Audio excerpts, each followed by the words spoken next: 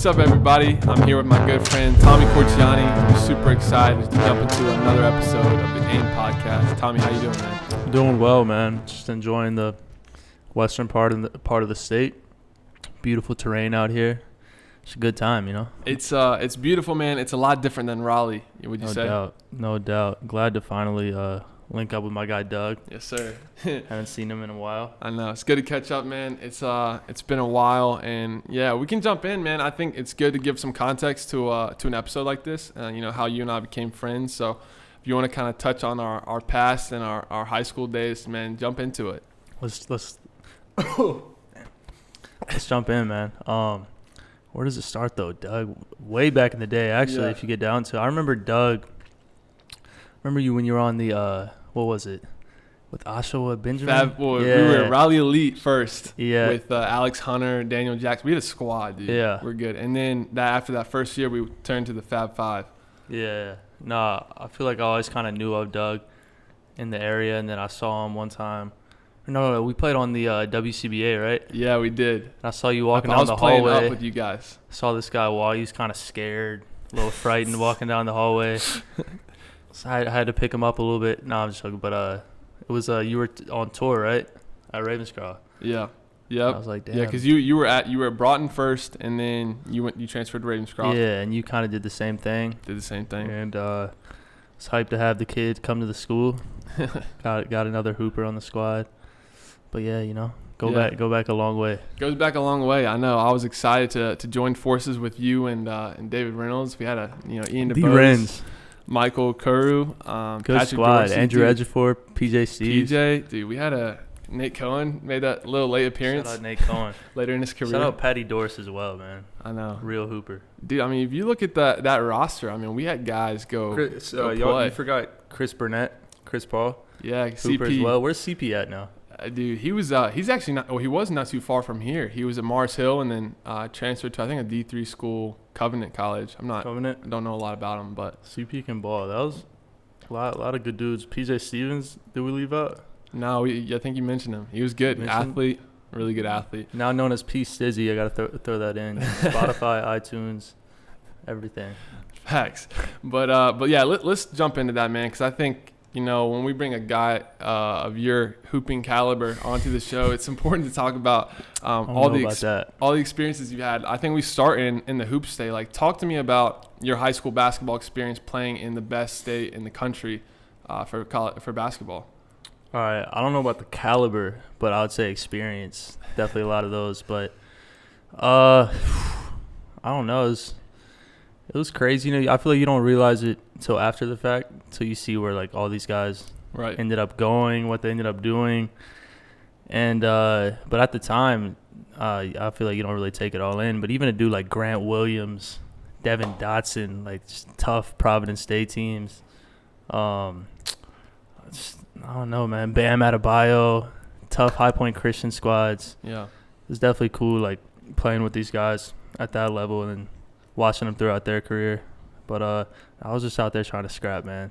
You were a scrappy guy. I'm not gonna lie. When I think of all my teammates, trying to think of the guy that just went out there and gave it all he had, took charges. This was gritty, man. I mean, you had a little bit of Christian Laettner in you, I'd say. Love that. That's my comparison. I love that, man. I was just going for Aaron Crafts, but I'll take Christian. I don't know if I Laettner. can give you Aaron. Aaron was crafty. He was shifty. He's like that. But you do have a little bit of game to your skills as well. Appreciate that. What would you say was your favorite experience playing the hoop state? Ooh. Favorite memory? Favorite game, moment? What would you say? Favorite game? I'd have to go with you probably may agree with this one, but the Voyager game in the Glaxo. Ooh. My guy Doug hit the full court shot. Was it full court or half court? It was half court, but it was a buzzer beater. Yeah, at halftime. That's what I was like. Everything's just rolling at this point. That was fun. And experience, I'd say the Glaxo as well.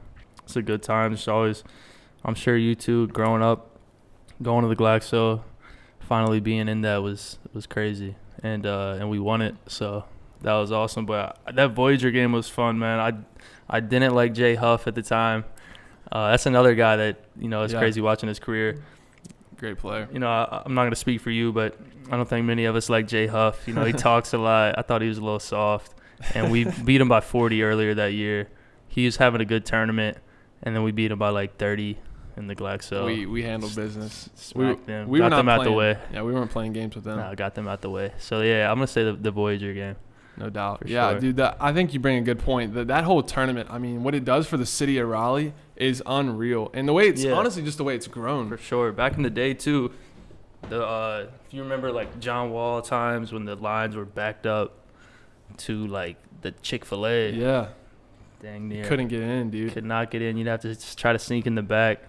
Something like that, but yeah. I mean, it really does feel like the city of Raleigh is watching you. Like, it's a big deal. Everybody. It's a big deal. Your crushes growing up, you know. I mean, your middle school teachers, all I that. didn't have any crush. No one liked me back then. I'm not going to say it. I know of a couple, though. not going to bring up way back in the day. Way back.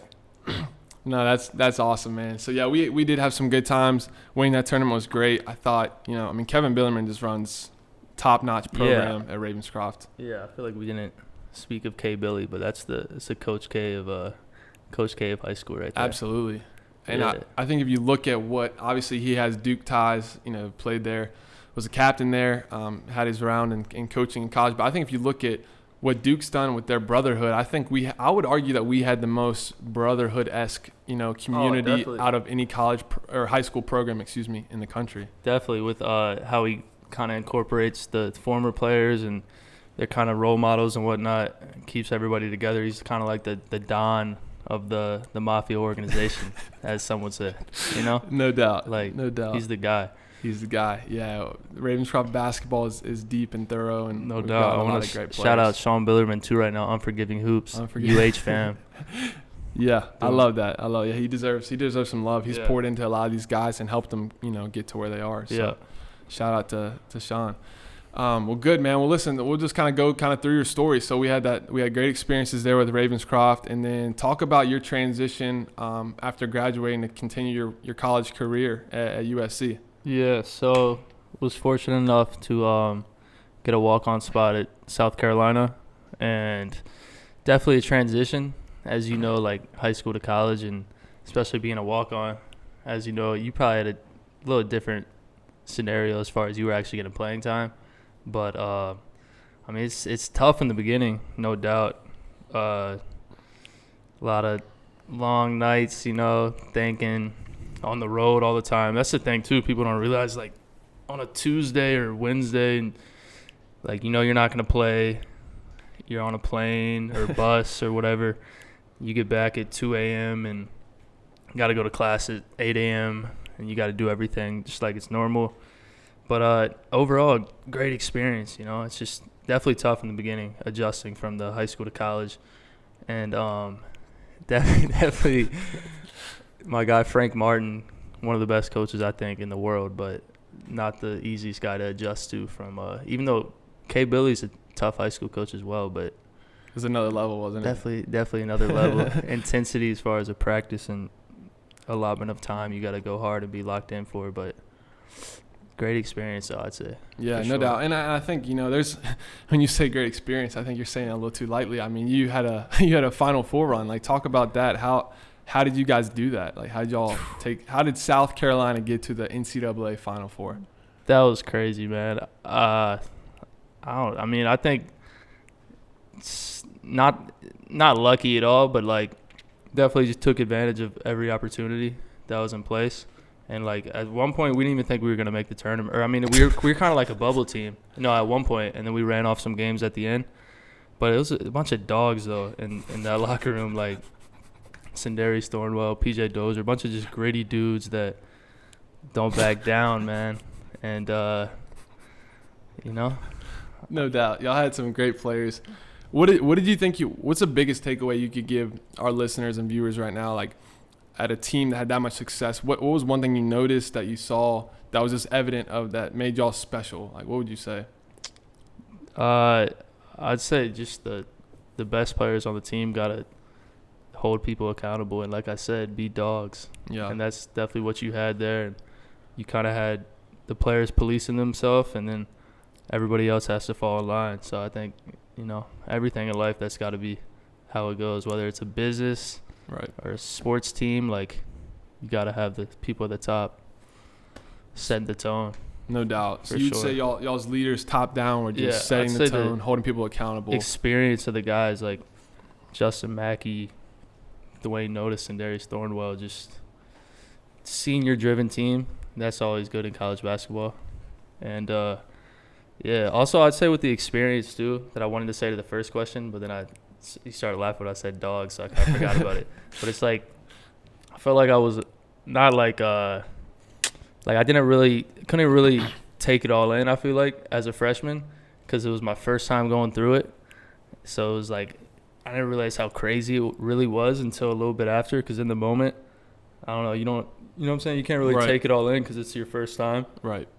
But, like, definitely I almost wish I had it my sophomore year, if you know what I mean. Yeah, yeah. So you could have got just so much all at one time, but heck of an experience, though, no doubt. I bet there's a lot of players out there right now that are jealous that you got to experience a Final Four run pre-COVID when the arenas were absolutely slammed. Packed. And it's just a different feel. I think sports in general before this virus came. That's amazing. No doubt. Experience.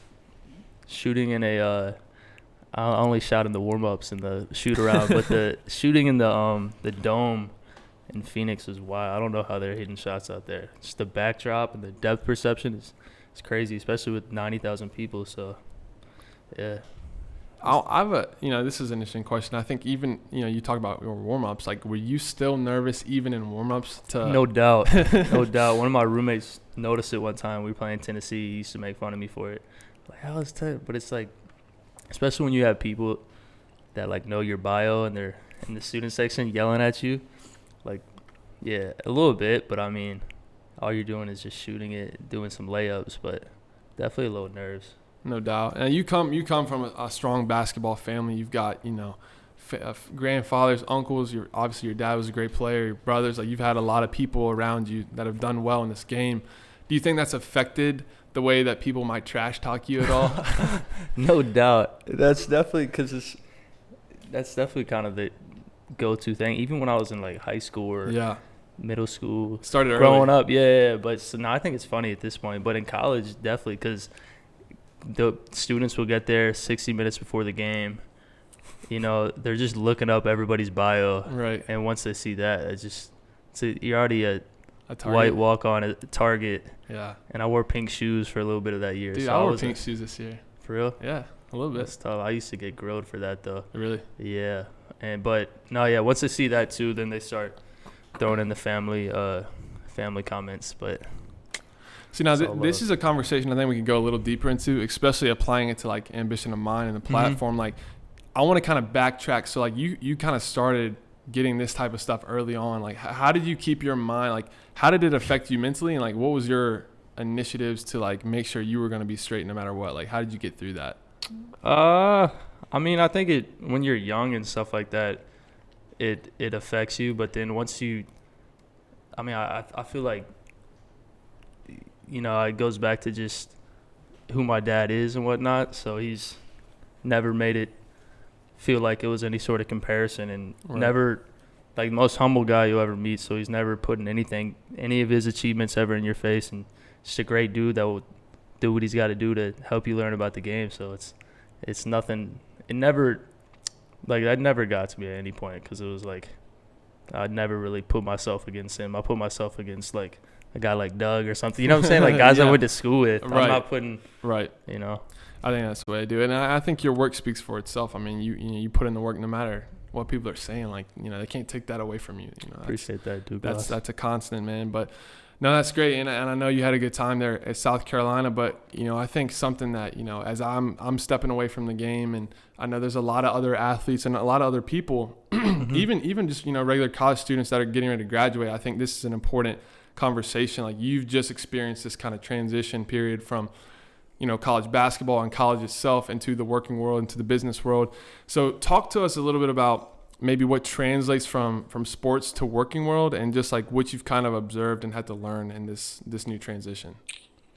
Honestly, don't think I've had to learn a whole lot other than about how the actual business works. But everything else, I feel like you said, can just be applied from playing sports and whatnot at a decently high level, because whether it's like timeliness or appearance, even though I'm a little shaggy right now, but you know, I feel like it's a trickle down effect of sports, you know, and just the work ethic, obviously, and whatnot. I think it's definitely harder to be playing something in college than to be in the work field. But you know, I can't speak for everybody's job, but that's how I feel.